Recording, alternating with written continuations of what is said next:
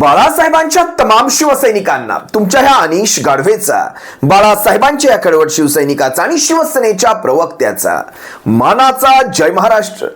जर अजूनही शिवसेना एक वादळ या माध्यमाला आपण सर्व शिवसैनिकांनी सबस्क्राइब करायचं राहून गेलं असेल तर तुम्हा सर्व शिवसैनिकांना मी पुन्हा विनंती करतो, आता ताबडतोब शिवसेना एक वादळ या माध्यमाला आपण लाखोंच्या संख्येने सबस्क्राइब जरूर करावं। महाराष्ट्रापर्यंत शिवसेनेचे विचार पोहोचवण्यामध्ये या माध्यमाची मला मदत होत असते, त्यासाठी तुम्ही सर्व शिवसैनिकांनी आपल्या ह्या माध्यमाला शिवसेना एक वादळला लाखोंच्या संख्येने सबस्क्राइब करावं। आज आपण सर्वांनी वणीच्या एअरपोर्ट वरची ती बातमी पाहिली असाल शिवसैनिकांनो। बऱ्याच शिवसैनिकांकडनं मला ही बातमी पाठवण्यात आली, दादा हे नेमकं काय चाललंय असे प्रश्न शिवसैनिकांकडनं उपस्थित करण्यात आले। गेल्या 2-3 दिवसांपूर्वीची मी तुम्हाला आठवण करून देतो, मुंबईच्या बीकेसीच्या सभेपूर्वीची मी तुम्हाला आठवण करून देतो शिवसैनिकांनो। त्या सभेवर मी कुठलाही व्हिडिओ केला नव्हता। चला एखादी घटना घडू शकते अशा प्रकारचा विचार करून ती घटना मी सोडून दिली, कारण पहा शिवसेनेच्या अनुषंगाने असली प्रत्येक घटना आणि प्रत्येक घटनेवर आपलं विश्लेषण असतं हे तुम्हालाही चांगलं माहिती। पण ती घटना मी यासाठी सोडली कारण चला एखादी घटना घडू शकते, पण घटनेच्या मागे दुसरी घटना अगदी प्लॅन करून घडवण्यात येत असेल शिवसैनिकांनो तर त्यावर बोलणं मात्र बंधनकारक आहे। या गोष्टी प्लॅन्ड आहेत। महाराष्ट्र सरकारच्या कोत्या मनाचं दर्शन आपण इथे सर्वजण पाहत आहात। कोत्या मनाचं, अगदी खोटेपणाचं हे दर्शन आहे। बीकेसीच्या सभेपूर्वी काय झालं होतं तुम्ही सर्वांनी पाहिला, ज्या वेळेस शिवसेनेच्या पक्षप्रमुखांचा ताफा तो कॉन्व्हॉय तिथे आला, त्यांच्यासोबत त्यांचे जे अंगरक्षक असतात त्या सर्वांना कशा प्रकारे प्रशासनाने तिथे अडवलं, कशा प्रकारे ते अडवलं ते पाहता शिवसेनेचे पक्षप्रमुख त्याही वेळेस भडकले होते। एरवी संयमी वागणारे शिवसेनेचे पक्षप्रमुख त्यावेळेस तिथे भडकतात, याचा अर्थ कशा प्रकारे तिथे वागणूक दिली गेली असेल याचा तुम्ही विचार करा। ते काय म्हणाले, नाव लिहून घे रे, याचं नाव लिहून घे। याचा अर्थ तुम्ही लक्षात घ्या, कुठल्या थराला जाऊन त्यांनी भडकवलं असेल।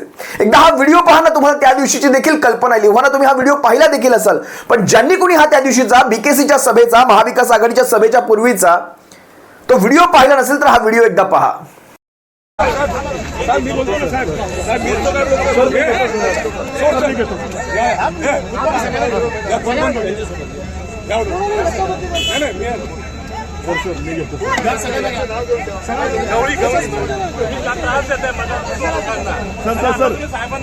सर प्लीज सर मी घेतो। मी बोलतो ना साहेब, मी तो काय बोलतो मी घेतो।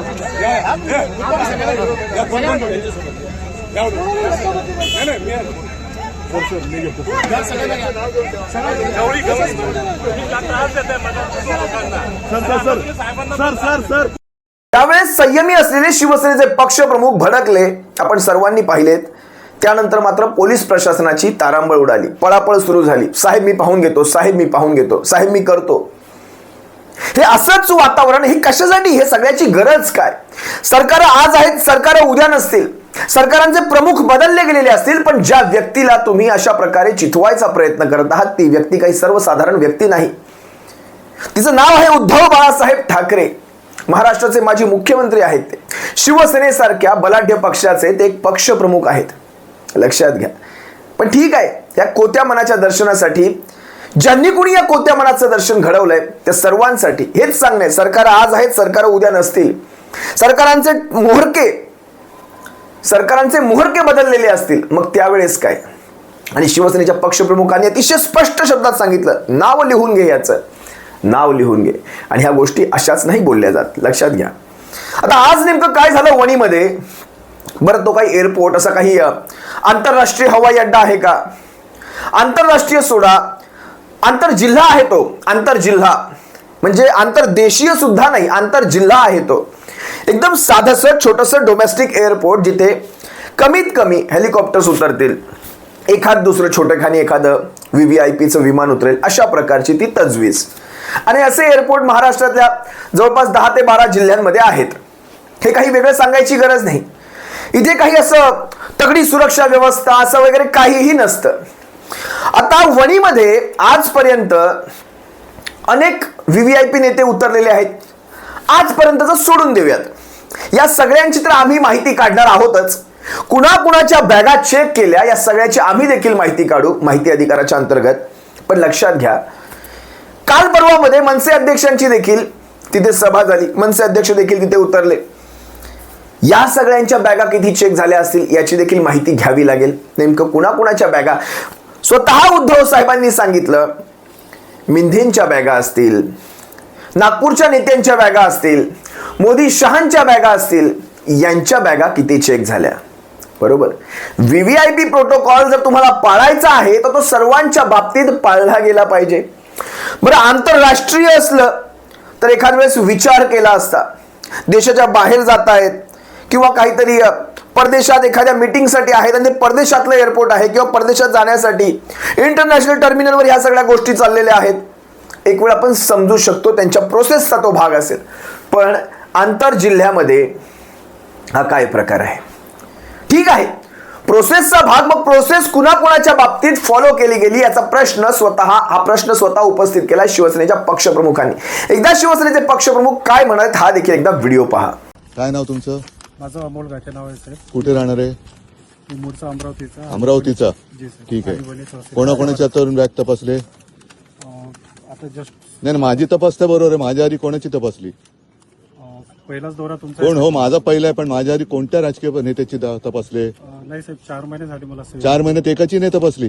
मीच पहिला गिराईक सापडलो. नाही हा? साहेब, असं काही नाही. तुमची बॅग नाही, माझी तपासा तुम्ही. मी तपासायला अडवत नाही तुम्हाला, साहेब. पण माझी एक बॅग तपासताना तुम्ही आतापर्यंत मिंद्याची तपासली का? देवेंद्र फडणवीसची तपासली का? अजित पवारची, मोदींची तपासली का?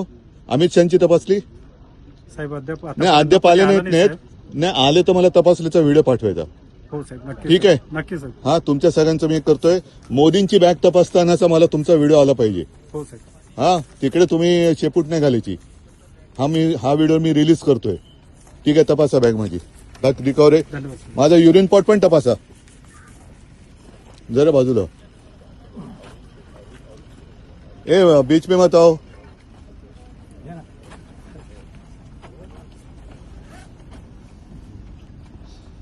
जरा बाजू.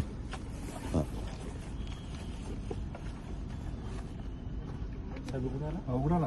आता बॅग उघडली तर हे पण उघडायला काय उघडायचं ते उघडा, नंतर मी उघडतो तुम्हाला. आता उद्या नागपूरला दिसणार का तुम्ही? नागपूरला येतात ते. साहेब माझी ड्युटी नाही, तुमची वणी duty पुरती बरोबर आहे. मर्यादित आहे. हो. झालं? खालून पण बघा. ते कुठल्या नोकरी नाही, साहेब, देत, धन्यवाद साहेब. कुठल्या शासकीय नोकरी देत बघून घ्या. हा, ते पण उघडा उघडा उघडा उघडा.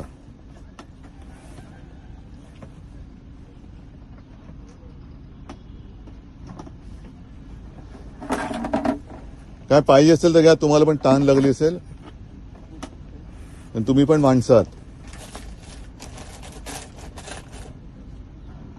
फ्युएलची टाकी वगैरे काय? नाही साहेब, धन्यवाद साहेब. ठीक आहे. मला मोदी आणि अमित शहाचा बॅग तपासण्याचा व्हिडिओ पाहिजे एक तरी. हो साहेब, नक्की साहेब. हा. तुझं काय रे कॅमेरा दादा? तुझं नाव काय? नाव काय सांग ना. माझं नाव उद्धव ठाकरे. तुझं नाव काय? हा, विजय पटले. विजय पटले. पटले. कुठे राहता? MP. MP. हिंदी सर.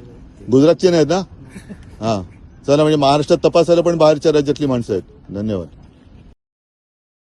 या व्हिडिओत देखील शिवसेनेचे पक्षप्रमुख चिडलेले दिसले. काय म्हणाले? मिंधेंची तपासली का? मोदी शहांची तपासली का?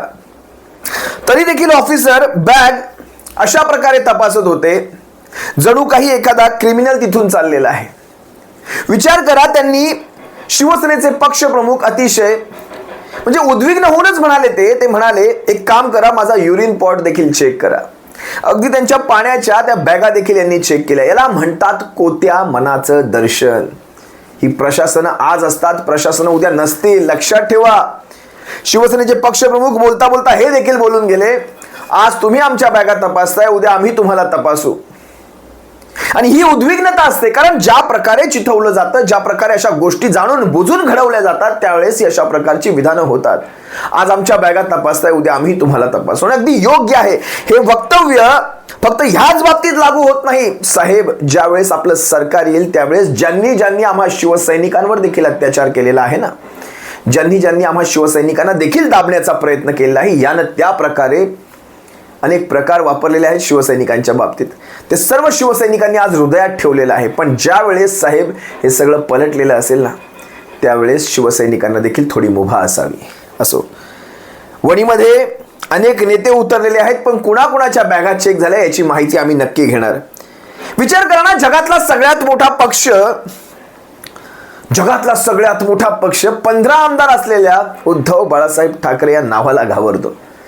म्हणजे कुठेतरी एखादी बातमी क्रिएट व्हावी, कुठेतरी त्यांचं महत्व कमी व्हावं, कुठेतरी त्यांच्या लोकांमध्ये संभ्रम तयार करण्यात यावा की बघा शिवसेनेच्या पक्षप्रमुखांची कशा प्रकारे चौकशी किंवा त्यांच्या बॅगांची चौकशी चालू आहे. या सगळ्या गोष्टी तुमची जाणीवपूर्वक ही सारी चालरीती आम्हाला सगळ्या समजत आहेत. आज माझी बॅग तपासलीत, उद्या मी तुम्हाला तपासेल. हे तुमचं जे वाक्य होतं ना साहेब, अतिशय बोलकं होतं. हे वाक्य अतिशय बोलकं होतं आणि शिवसैनिकांनी त्याचा काय तो समर्पक अर्थ घ्यायचा आहे तो अर्थ घेतलेला आहे. असो, तुर्तास मी तुम्हा सर्वांची रजा घेतोय. शिवसैनिकांनो, या सगळ्या गोष्टी इथे हृदयात ठेवायच्यात. आपल्या पक्षप्रमुखांनी त्या गोष्टी हृदयात ठेवल्यात, आपण देखील या गोष्टी हृदयात ठेवायच्यात आणि वेळ आल्यानंतर या सगळ्या गोष्टीचा इमानी इतबारी हिसाब किताब आपल्याला चुकता करायचा. असो, सर्वांची रजा घेतो. सप्रेम जय महाराष्ट्र. बाळासाहेबांच्या शिवसैनिकांनो, काळजी घ्या. जय महाराष्ट्र.